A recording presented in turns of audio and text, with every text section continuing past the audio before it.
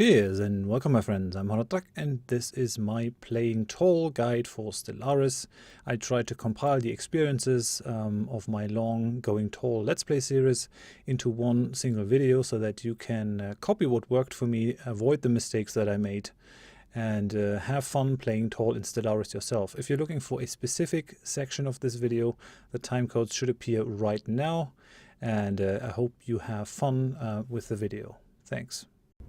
So what does building tall or playing tall strategy actually mean? First in a general context and then in terms of what to do in Stellaris. Well, the term originated in the Civilization series and described a playstyle where instead of going wide, founding a lot of cities, conquering a lot of cities, you were focusing your attention on a select few cities, or even just one, trying to make these cities as strong as possible, growing their population, giving them all the city upgrades, and thereby developing those cities to the point where you had the same amount of power, or ideally the same amount of power as a white player.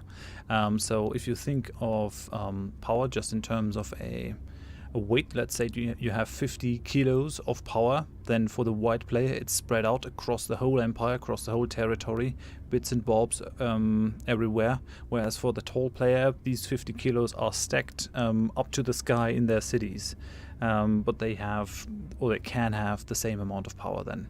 Now in terms of Stellaris, Stellaris caps the ability to build out your planets at a certain point. Once you have built all the buildings, the highest levels of the buildings, and once you have filled your planet with the population, there's not too much that you can do with a single planet apart from, I mean, you can build a spaceport module, but that's about it.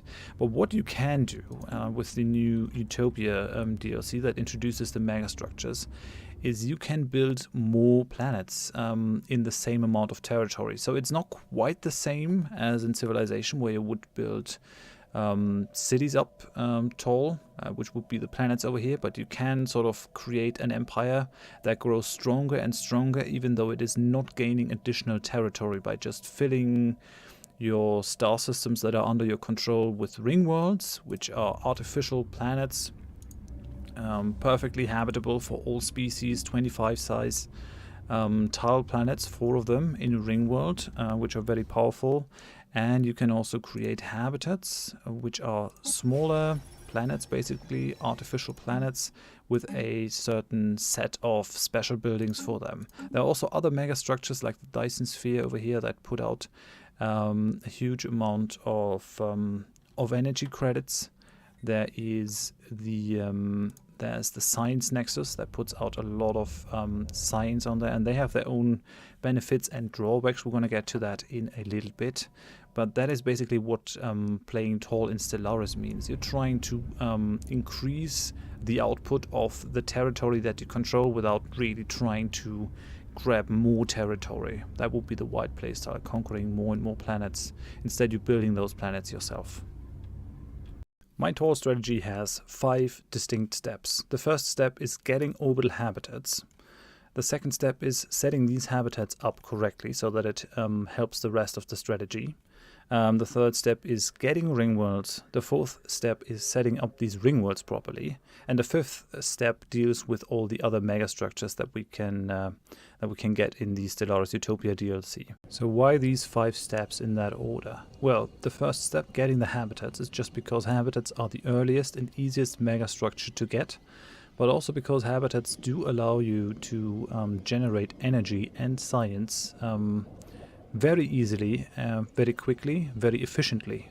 And that will allow you to sort of get to the ring worlds as fast as possible via various methods. I'm going to go into details later on.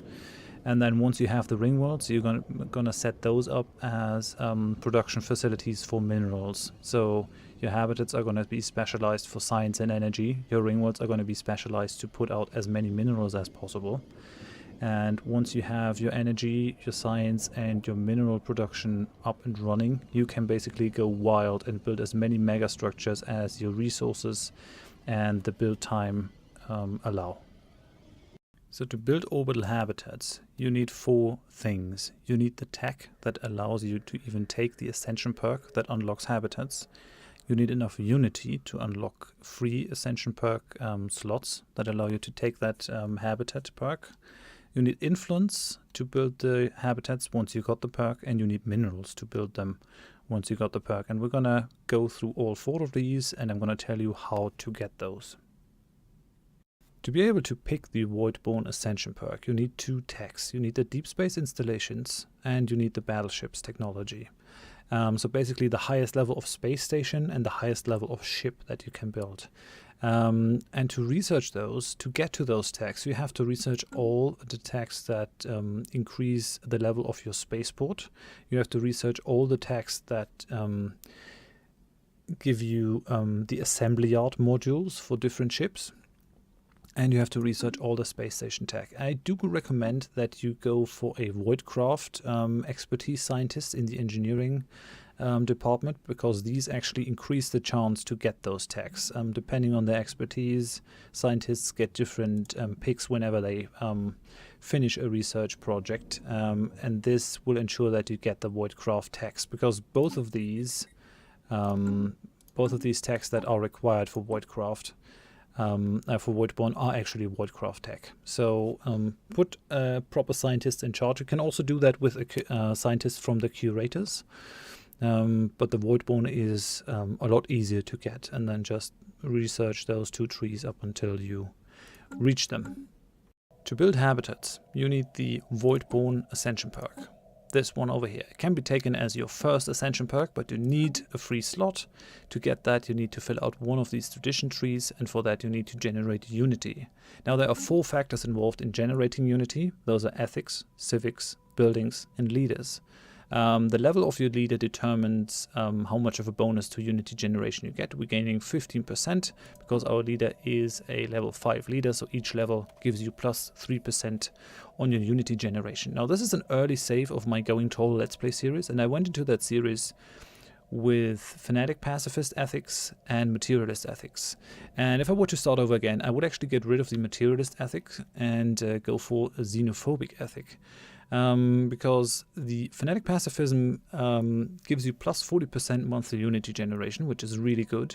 And if you have the Xenophobe ethic, you can pick an additional very useful civic, the Inward Perfection over here. If you are some degree of pacifist and xenophobe, you will get another 30% bonus to your unity generation. We have also picked the Agrarian Idyll, which is super useful because it allows you to boost up your unity generation massively.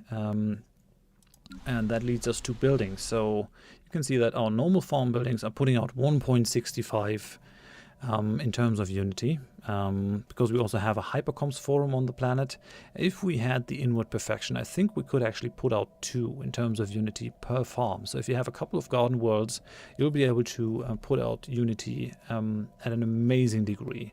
There are other buildings that put out unity. Certain tradition trees allow you to add unity production to certain buildings, but the Inward Perfection is massively helpful. Go for the Hypercoms Forum, which is an upgrade to the Autochthon Monument, because these are very useful as well. And I would also suggest going for the Expansion Tree, because it actually reduces the increased tradition cost that you get from new colonies. Each colony increases your tradition cost by a certain amount, and that reduces that by a third. So these are the factors. All empires generate unity, so at some point other empires will be able to unlock those Ascension perks as well. But if you actually gear up for it, you can unlock those faster than anyone. As your tall game progresses, influence will become the bottleneck for all your megastructure construction projects. In the beginning, minerals are very hard to come by, but they can be mined very efficiently. You can boost your mineral income to insane amounts. I have 4.9k in here in 2480. Whereas influence, it's very difficult to increase, but there are a lot of factors that you can actually change to gain more influence. You have 9 factors that really influence your influence gain. You can have rivals, you can research certain techs that give you more influence, you can make your factions happy, you can choose different civics, you can fulfill mandates of democratically elected leaders, you can get influence from events and from anomalies.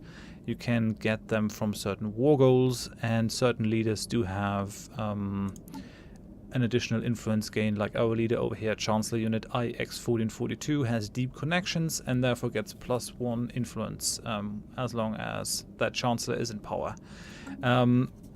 I do recommend, if you're trying to go tall, to start with a democratic government, mainly because the mandates that you get after each election are incredibly useful and they can be exploited, at least as of now. Now, the mandates, if you don't know how those work, once a chancellor or democratic leader has been elected, they will have a mandate. You can find that in the situation log. And it will either state and ask you to build more research stations or more mining stations. It can even specify the type of stations that they want, like mineral mining stations. And you can actually game that system. Once the leader has been elected, you are not allowed to destroy mining stations anymore without hurting yourself. So that is not possible. But before the election, you can just destroy 4 mineral mining stations, 4 energy credit stations, and 4 research stations, and then once the person has been elected, just build them all up and fulfill the mandate that way. And thereby you can actually gain lots of influence, up to 250, even 300 if you are lucky. And that will help you hugely in terms of pushing mega structures forward. The others, I found the cutthroat politics in Civic very useful, just giving you a flat monthly influence, but also the parliamentary system. At some point you will have enough unity to unlock all the ascension perks, so unity will in effect become useless. So here I have completely ditched the agrarian idyll, and I would have also ditched the inward perfection for parliamentary system, the monthly influence gain, and the mining guilds, just because you can never have too many minerals. I mean, setting rivalries, it does not come without a cost. You should also try to keep your influence costs low, so try to do without all the edicts, try to do with as little frontier outposts as possible, and just pump out that influence. Every 300 influence gives you a big mega structure. Every 100 influence gives you a habitat. So the resource that you need the most of when you're playing tall is going to be minerals. You need minerals, minerals, minerals. 5,000 for one habitat, 110,000 for a ring world, and that is without any buildings. So you really need a fair amount of mineral generation. How do you get that? Well, not from orbital habitats. Orbital habitats are very bad at mineral generation. They can only put out 4 per tile. They have 12 tiles. You need 1 for the administration building, so you're going to be left with 11 tiles, which makes it 44 minerals that you can get out of one habitat. That's pretty bad. I mean, it is understandable because they have actually to tow asteroids there, so they can mine and process them. But you definitely want to make your mineral production happen on planets. So I suggest that you actually specialize your planets for mineral production. This is first brick. It's only 1 tile bigger than a habitat, but it is putting out 124 minerals. On its 13 tiles. So what I did is I have filled this completely with mines. We have the planetary capital in a place where it can confer the adjacency bonus to 4 tiles, so the maximum. And then we have the mineral processing plant on there, which gives us another 20% on the mineral output of this planet. This building is obviously going to be more useful on bigger planets where the base to which the bonus gets applied to is bigger, but it is still useful even on small-ish planets. So that's 124 on a 13-sized planet. I also have this one, 21-sized planet with 162, and a 19-sized planet with 182. It depends a little bit on the natural resources that you have on these planets and the happiness of the people. But still, if you have a couple of these mineral specialized planets, you're going to be able to put out a lot of minerals for your habitats and your other mega structures. And I think one of the rates that you should look for is you should be trying to have about the same amount of mineral income as you have influence income. So whenever you are at 100 influence and you're able to build a habitat, you should also have enough minerals to build a habitat. So you need to gain 5,000 minerals in the time that it takes you to take to gain 100 influence. So once you got the Ascension perk that allows you to build habitats, and you got the necessary resources, the question becomes where to put them down. And not all building slots are created equal. I do recommend 2 places where you can put your habitats down. Now you can put habitats next to almost all stellar bodies apart from stars and asteroids. And therefore, systems with a lot of stellar bodies are better than systems with not a lot of them. You can see that I have renamed all these systems. That's a little bit later in my Going Tall Let's Play series. And for example, this system over here, the Genam system, has a 10 in brackets. And that shows the amount of orbital habitat building slots this place has. So if I go in here, go to the construction ship, and try to build a habitat, you can see that all these places light up. Why is that interesting and good to put those habitats down here? Because it will only cost 1 core sector system slot. Even if you fill this whole thing, it will still only take up 1 core sector system, which is pretty good because you don't have to pay the sector upkeep on all those habitats then. The other good place to put a habitat is in systems where you already have a colony, because you won't be allowed to build Dyson spheres in there, at least not with an unmodded game, but you're already paying for these systems with one of your core system slots. So for example, the Forge, which is my main system, my capital system, I can put another 6 habitats in here. 1, 2, 3, 4, 5, 6. Which I have signified with this 6 + 1. So I do recommend that right from the start of the game, look for systems with a lot of orbital building slots, scout them out and try to secure them. Even if you are using sectors, it's still worth it to avoid them as long as possible, because you're paying upkeep for sectors and the sector AI is kinda, yeah. So let's say you have a couple of nice 9er antenna systems earmarked for habitat building, you got the tech, you got the Ascension perk, you're all ready to go with your habitats. How do you build them out? Well, I suggest that you go for energy and science on your habitats and ignore the other 2 resources that you can produce on them, food and minerals. Because these are actually really good in terms of energy production. 1 solar power processor puts out 8 as a base. I mean, I'm putting out more because I have all kinds of interesting tech, and these guys are synthetics. But even as a base, if you fully optimize this, you will be able to put out between 80 and 100, depending on how highly you optimize it. I do suggest that if your people can actually bear Xenos, if they are not xenophobes, then put a visitor center on these until the habitat is filled up, and then just replace it with whatever you're producing on the habitat, either solar power or energy. And I also am putting down the leisure district and the Paradise Dome just for the additional happiness. If your people are already pretty happy because, let's say, they belong to a faction, or you have special resources that boost their happiness, you could actually dispense with these and just put more resource producing buildings on them. So one of these is going to put out, let's just say 80, because you have 1 for the admin building, so you have 11 tiles, and 1 for the leisure building, so you have 10 tiles with 8 energy each. That gives you 80, so a whole system with 10 of these guys is going to give you 800 energy. That is quite a bit, and you can get those rather early on. It's very well worth it, because they're also going to give you naval capacity. Each habitat, regardless of what you do with it, gives you 10 naval capacity flat, and then they also give you 25% of the population on there. They have 12 population as a max, so they're going to give you 3.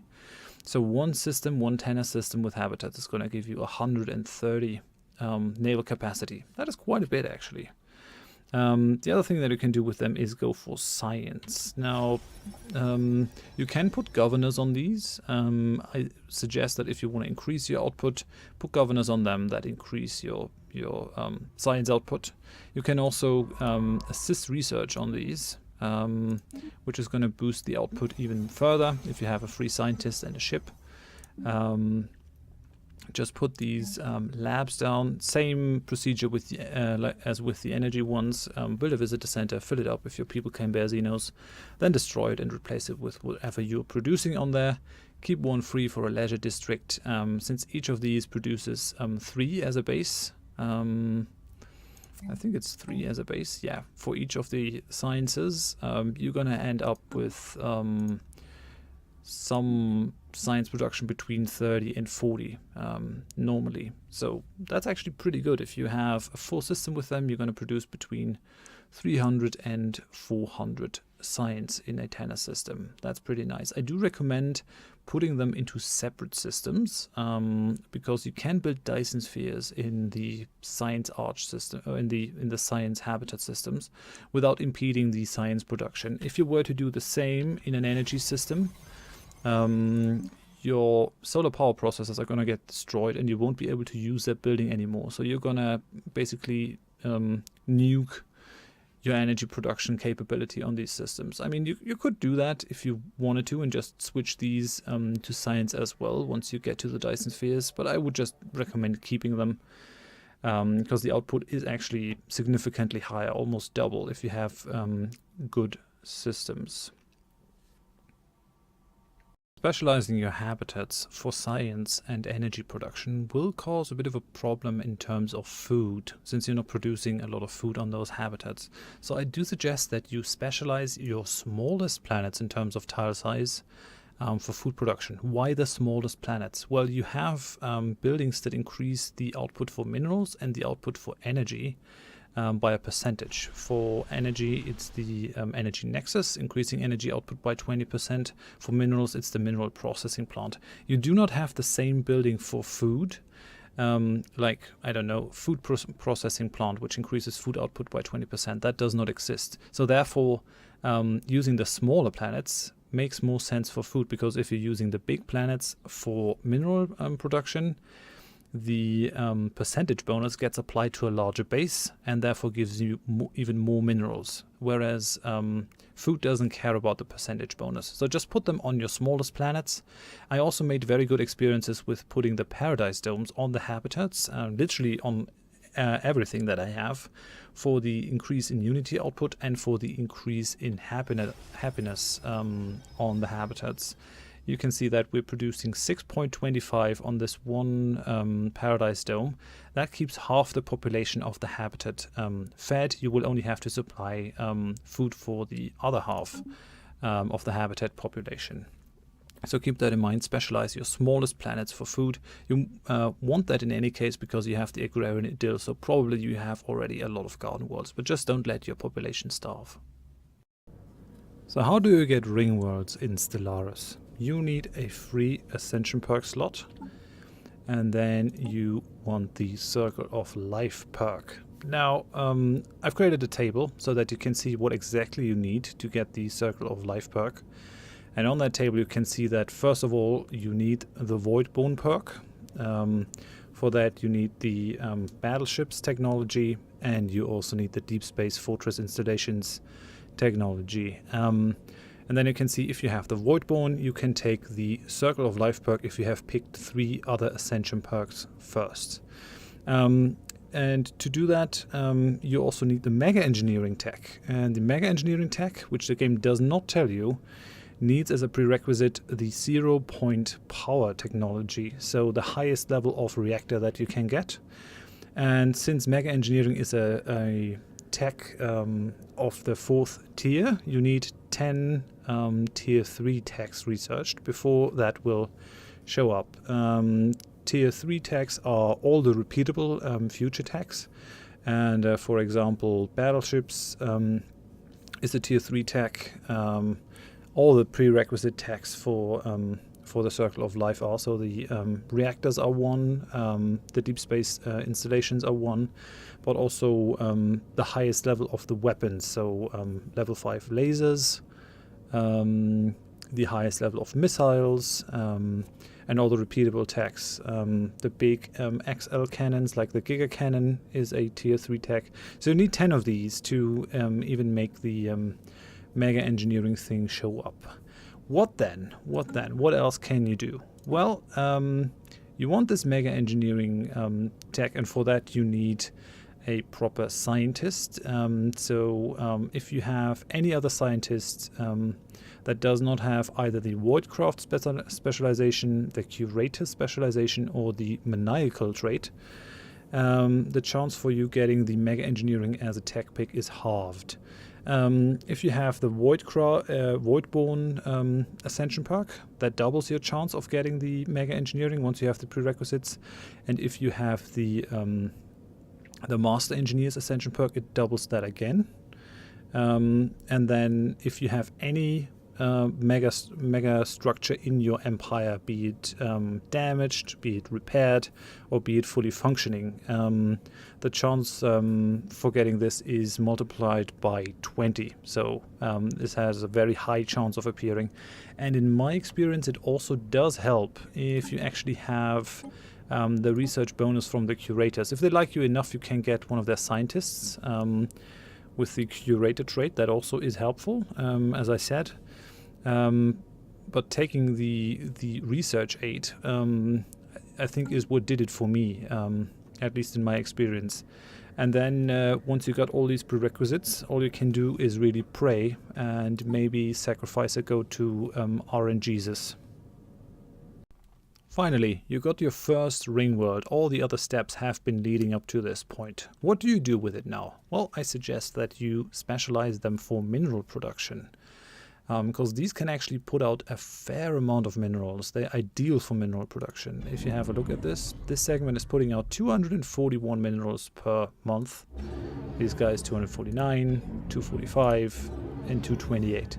So this whole ring world is producing roughly 1,000 minerals per month, which is amazing, especially if you have 2 or 3 of these guys running at the same time. And this is where the strategy really comes into its own, because we have the habitats supplying the energy to keep the mines running, we have the smaller planets supplying the food to keep these planets growing, and then we have the ring worlds churning out the minerals so that you can basically build mega structures all day long as far as your influence reaches. Your influence is going to be your bottleneck after you have a couple of mineral ring worlds. I have filled these with a visitor center because my guys are not xenophobes.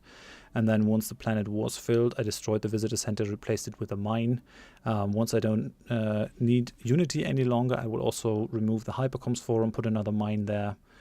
And if you were to go for synthetic evolution, you wouldn't even need the Paradise Dome, so you could get rid of that one as well. And then this whole planet would be producing minerals.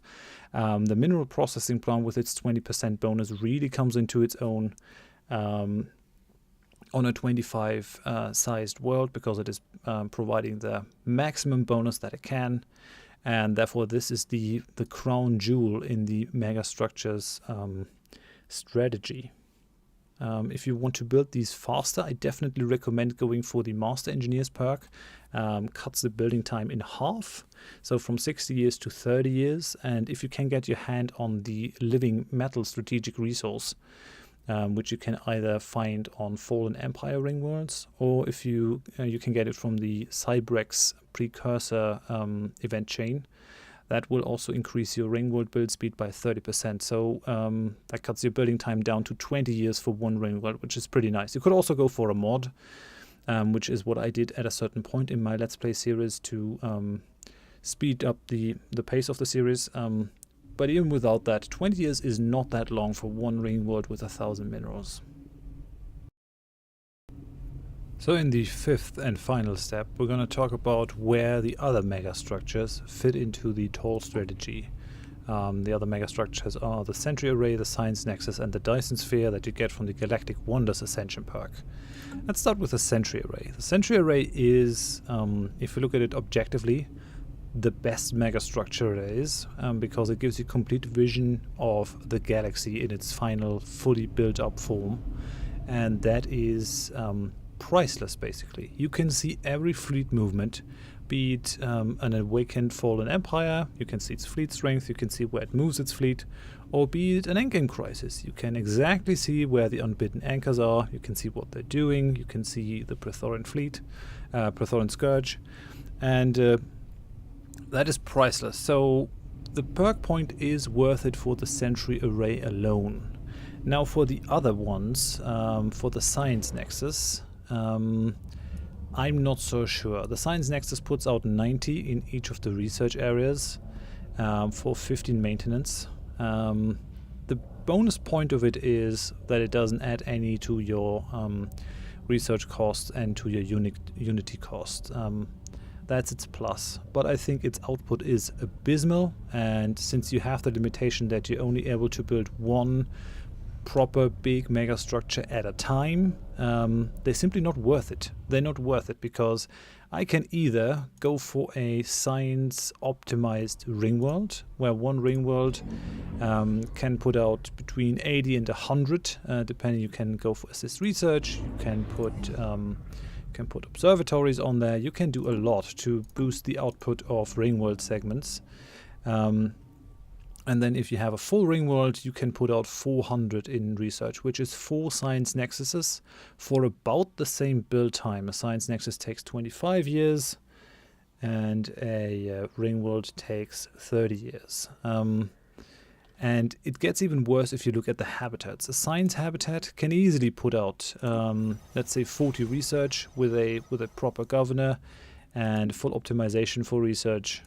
That's not a problem. This one is actually a bit lower on research because it has the astro mining bay in there. Let's have a look at that one. Yeah, that's more like it. It's putting out 40 in each of the areas, and then I can also put a governor on there. I can have a ship, have it assist research, and we're gonna reach 50 in terms of science output in all the areas. That's half a science nexus for the cost of 5,000 minerals and 100 influence.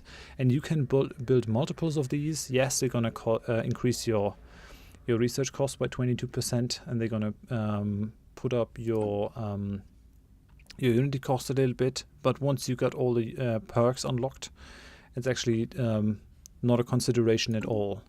And the same thing kind of goes for the Dyson spheres. You are paying 210,000 minerals to put up a Dyson sphere. Yes, they don't need any pops to work them, but on the other hand, my energy habitats, like here in the first energy arch, are way better at doing the same thing. This one habitat is putting out 141 energy credits on its own, no problems. And I could even increase that by getting rid of the Paradise Dome. And what makes it even more annoying is the fact that that I can also build an optimized energy ring world and get an output of 300. Yes, this is fairly late in the game. So I've researched a lot of endgame tech. We're getting plus 35% from applied superconductivity. People are very happy. And we have robot pops, synthetic pops that are also very good at producing energy credits. But still, fully optimized ring world in this state would put out 1,200 in terms of energy credits. So I think that the Dyson spheres are also not worth it compared to what the habitats and the ring worlds can do. So for my toll strategy, you would still go for the Ascension perk, for the Galactic Wonders perk, and build the Sentry Array, because it's worth it just for that one mega structure. But I would ignore the other two. Just ignore the Science Nexus, ignore the Dyson Sphere, if you still need ring worlds, because the ring worlds and the habitats are just way more worth it. Add to that the fact that habitats give you plus 13 per habitat to your naval cap, and that each ring world, each full ring world, gives you 60 for its fully built up spaceports and 25 naval cap from its population, so you end up at 85 per fully built up ring world. And the Dyson Sphere and the Science Nexus are really very subpar options compared to habitats and ring worlds. So in conclusion, I think that the toll playstyle is a very interesting addition to Stellaris. You start off weaker than other empires, than the White Empire in the beginning, because you want to try to keep your unity cost low, so you won't be colonizing as quickly in the beginning. But once you get those habitats going, and you can take care of your energy and your science, from that point onwards, it's a massive power creep, and even accelerates once you get your ring worlds, where you can really churn out massive amounts of minerals. So it's a little bit of a weaker early game, or being weaker in the early game for a massive payoff in the mid and late game. Toll strategy can kind of work to supplement a wide playstyle as well. For that, I would recommend just sticking with the habitats, getting all the energy and all the science out of them, and just using planets for the mineral output. You just have to divide your planets between minerals and food then, but it can still be done, and you're gonna be conquering lots of planets. Supplement playstyle is not as strong, I don't think, as a playstyle that is fully geared up for playing tall. That is when the tall playstyle really shines. But I do think that the investment for the ring worlds and the time that it takes to get there is holding it back a little. I think that mega engineering is too difficult to get at the moment, or at least the prerequisites are very arcane. The game doesn't tell you about it. How are you to know what a level 3 tech is and what it isn't? How are you to know that mega engineering requires a 0-point reactor? All that I'm not too happy with, but overall it is a great addition to the game. It offers an alternative playstyle, and it can be a viable strategy to win the game. Hooray! You made it to the end of the video. If you found it helpful, then please leave a like so that it can show up in search results and help even more people. If you have any questions or any stuff that you want to tell me, then please leave it in the comment section. And if you want to see more of my other stuff, some of my Let's Plays, or even more tips, then please consider subscribing to the channel and check out one of my playlists. Thanks, and bye-bye.